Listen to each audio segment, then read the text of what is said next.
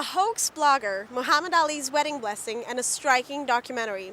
We have a lot to show you on this week's Arabesque, the show that as usual brings you up and close the Middle Eastern arts and culture life right here in London town. The play Sour Lips is written by Omar El-Khairi and based on a hoax blog in turn written by American Tom McMasters under the name Amina Araf. Confused? So are we. Real-life American Tom McMasters started a blog in 2006, posing to be an American Syrian lesbian girl called Amina Araf. During a couple of years, Amina, or Tom, would update his blog, inviting people to follow the story of being a lesbian in Syria under the title A Gay Girl in Damascus. In June 2011, Amina's fictional cousin wrote that Amina had been abducted by 3 men and she had disappeared. The online response grew rapidly, with Free Amina pages on Facebook acquiring 10,000 members by the next day. Following the wake of the mainstream reports, the images on the blog supposedly portraying Amina reached the actual real-life person, and the hoax was revealed, with Tom McMasters publishing a message stating he only wanted to create an important debate. Omar is the 2013 Associate Playwright at the Bush Theatre in London and has previously collaborated with renowned London venues such as the Royal Court, the Soho Theatre, the Arcola and Old Vic New Voices. I've started writing the last couple of years, so I've been in academia for 3-4 years now. I finished my PhD last year, so writing came quite late for me. Did my first play a couple of years ago, took it to Edinburgh. It was an adaptation of the Taib Saleh novel, Sudanese writer, Season of Migration to the North. So that was the first piece I worked on, and ever since then I've been kind of working in theatre and possibly film in the next couple of years.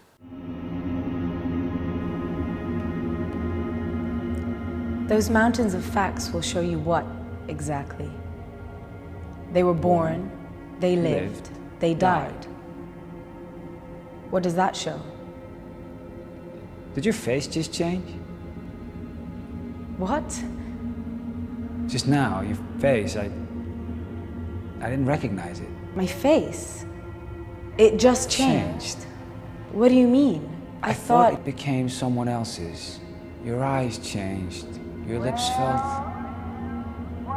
For a moment, I didn't recognize you.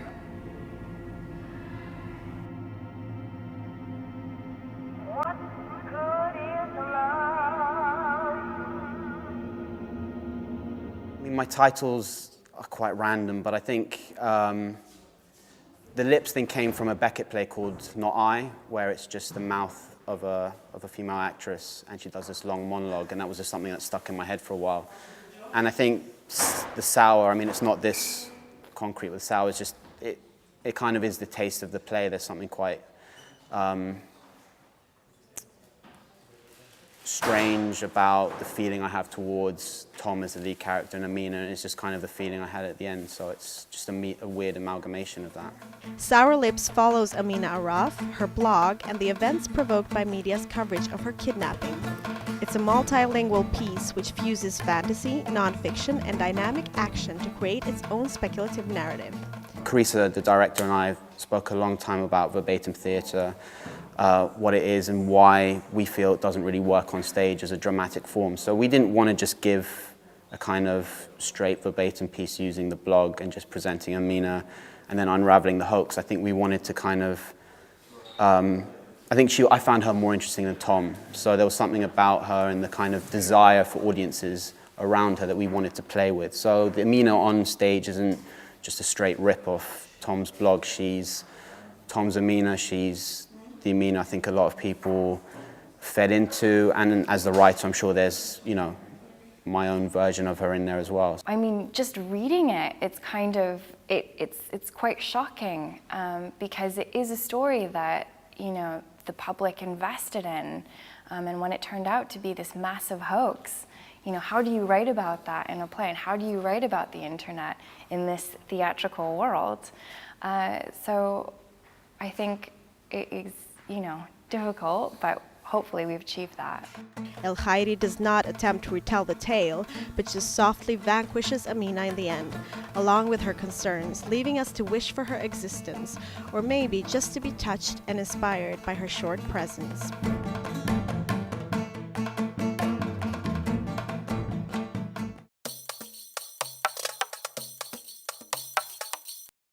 Not many people know this, but the northeast coast of England boasts a powerful Arab connection. This is where 10,000s of Yemeni seamen settled decades ago. This is also where the first purpose-built mosque was built for none other than Muhammad Ali. The Mosaic Rooms in Kensington offered us this week the last of the dictionary men.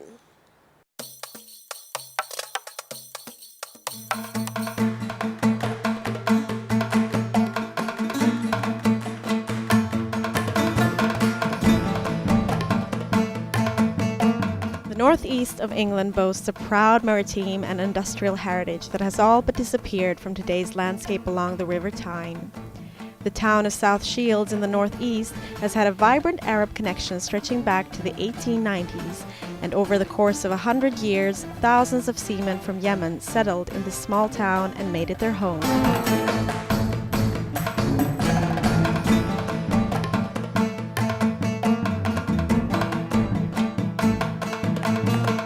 From the accounts of 800 Yemeni who died at sea in World War II, to trade union riots, to the little-known wedding of legendary boxer Muhammad Ali, this is truly an inspiring and unheard story.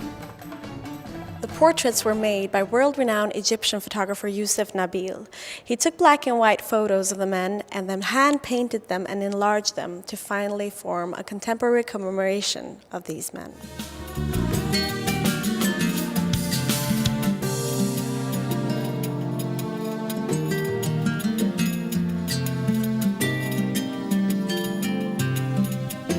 The 14 recorded interviews with the Yemeni seamen are shown and heard simultaneously in the lower grand room, giving that sense of the many exciting, tragic, funny, and unbelievable human stories boasting at you as you enter. You feel the presence of intriguing destinies and become instantly excited, wanting to immediately sit and listen like a child being read a bedtime story.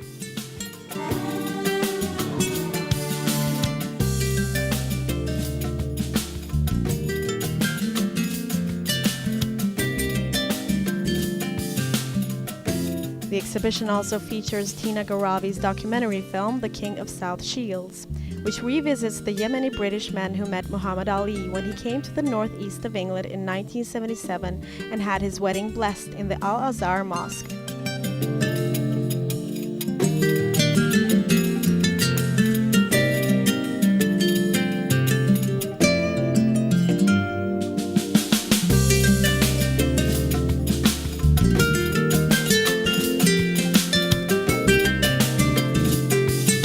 Works in the exhibition reveal the heritage of this community in South Shields, but also challenges the boundaries of conventional ways of representing historic archives. This is a touring exhibition, so this is the third time it was shown. We were particularly excited because of the importance, I think, of marking and celebrating quite a rich instance of an Arab immigration to the UK, and very little known.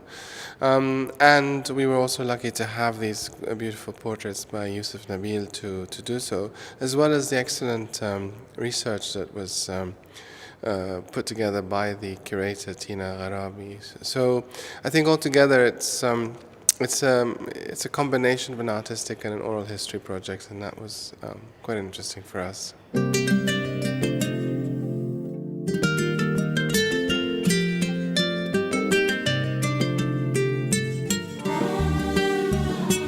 Collectively, this exhibition creates a beautiful historical portrait, telling formerly unheard of migration stories that span across the British colonial and post-colonial era.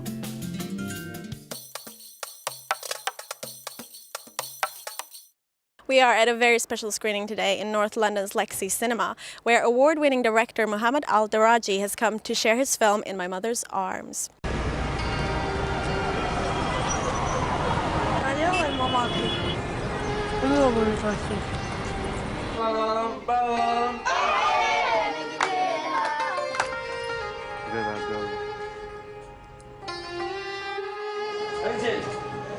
جاوب. جاوب وقف. بسويها زين؟ قول نعم استاذ.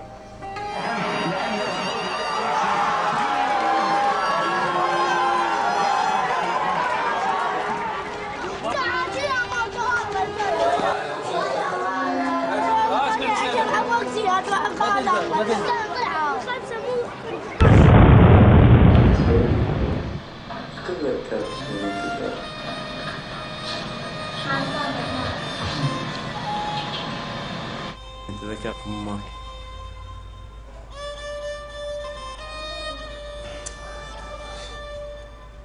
مجرد انت تتوكل وتشرفهم. انا اسلمهم بدور الدوله. ما اسلمهم بدور الدوله. انت تعرف شو يصير بدور الدوله؟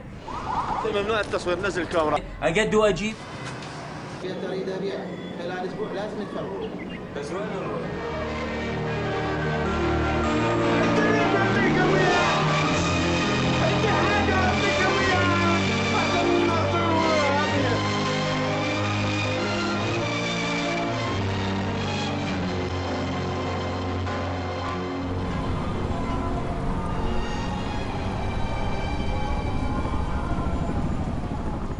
I'd like you to start to tell us a little bit more about the destinies of the children and Husham today. Luckily, Husham today we managed to find some fund and raise fund for him, and he is now in better condition regarding the rent of the house. And some of the children has been really developed, like for example Muhammad on the film. He is now basically studying in Cairo for music. Saif is more developed for acting. He is acting one of the short films that we made in Iraq. Salah go to school now finally with some fund coming from Canadian company. And some of the children get more really with artistic. So they conditioned better than 3 years before.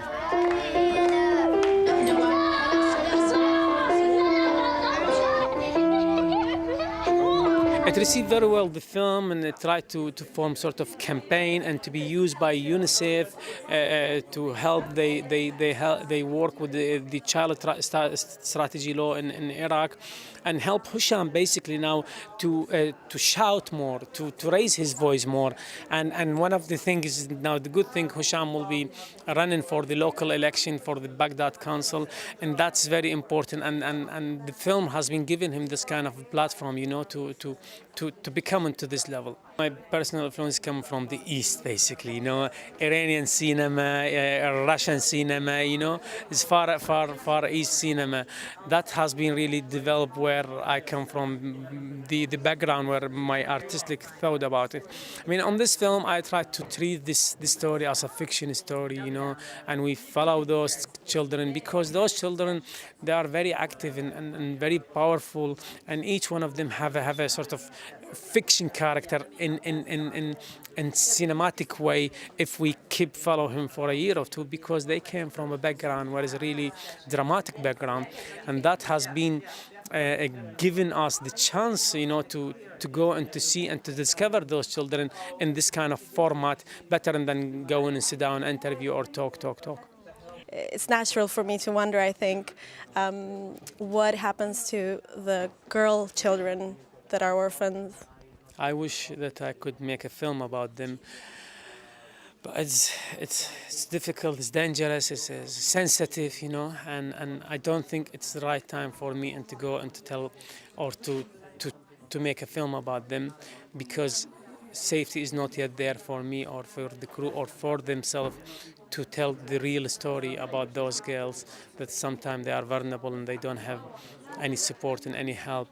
But I can see myself within 5 years from now, if the situation better in Iraq, I will make a film about those girls.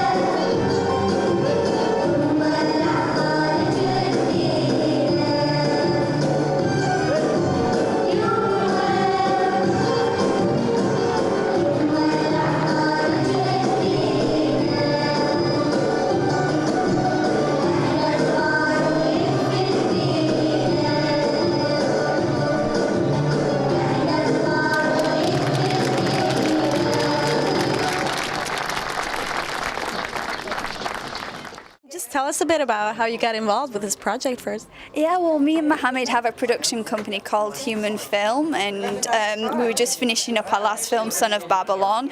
We got a call from Mohammed's brother Atia asking, "Oh, I've heard about this orphanage. I'm going to go check them out." And then the next minute we knew he was sending us footage over of the orphans, and it's the type of thing. As soon as you see it in there, you realise you've got to do something. So we were supposed to be preparing our next film, but we decided to put it on hold, and we started filming the orphans and learning more about them. And for how long did you film them? And it ended up on and off for over a period of like 12 months, but we filmed them for like a few months at a time and thought we had the footage, and then you go away into the edit room and realise, oh no, we're starting to go down this avenue with the footage. So we kept on filming them and learning a bit more about their lives, and the more you film, the more involved you get, and so yeah, it ended up being 12 months in total. From watching the first footage of them in the early stages, you become involved because it starts not being about a news reportage that you see that you're distant from. It feels like it's happening in your back garden, and once you witness to that, you can't, if you have any humanity in you, you have to get involved. And I think working with an Iraqi filmmaker as well, it's always going to be we're always going to be doing projects about Iraq or the elements that are going on there. And I think if nobody, as an Iraqi, Mohammed, it's his responsibility to tell stories on Iraqi filmmakers, and as his producer, it's my responsibility to support him and to help these stories get out there too. Obviously the film is called In My Mother's Arms, and there's a lot about the mother in the film. Did you find anything that the children received you specially somehow? Well, unfortunately, because of my role as the producer, I'm mainly in the office, so I have very little involvement with the children. And I think, as Mohammed had said, when he'd end up having like big meals at his home and things like that, so the children would go around and he's got his mum, his sisters, his brothers' wives and things like that. So they all then feel that responsibility. But sadly, I don't have much involvement with them directly because I'm based here. And how has the film been received? The film's done really well. It launched at Toronto Film Festival, and then from there it got picked up. The minute you launch at a big festival, it got picked up by other festivals, and it's been travelling really well internationally, Arab festivals, Middle Eastern ones, Western festivals. For the film, it's most important for us to get it out there for as many people, the word of mouth, to tell people about it, and to just have as many screenings as we can for the company. I think the next film is going to be the biggest challenge. We're shooting in Baghdad again, all in one location, and it's about a female suicide bomber, so it's going to be quite controversial. And yeah, we just hope we can get through that film then, and we'll see really. Husham initially asked the Al-Daraji brothers to help with donations. Instead, these talented filmmakers took the story in their hands and made a great documentary seen worldwide. It's a great thing they did, because even though the film ends on a dystopian note, it still sheds some light over the enormous problem facing Iraq and ultimately the entire world. The film ends by telling us that there are 800,000 orphans in Iraq today, a whole generation of potential criminals or terrorists. But this film just might be a step towards the right direction and a positive change.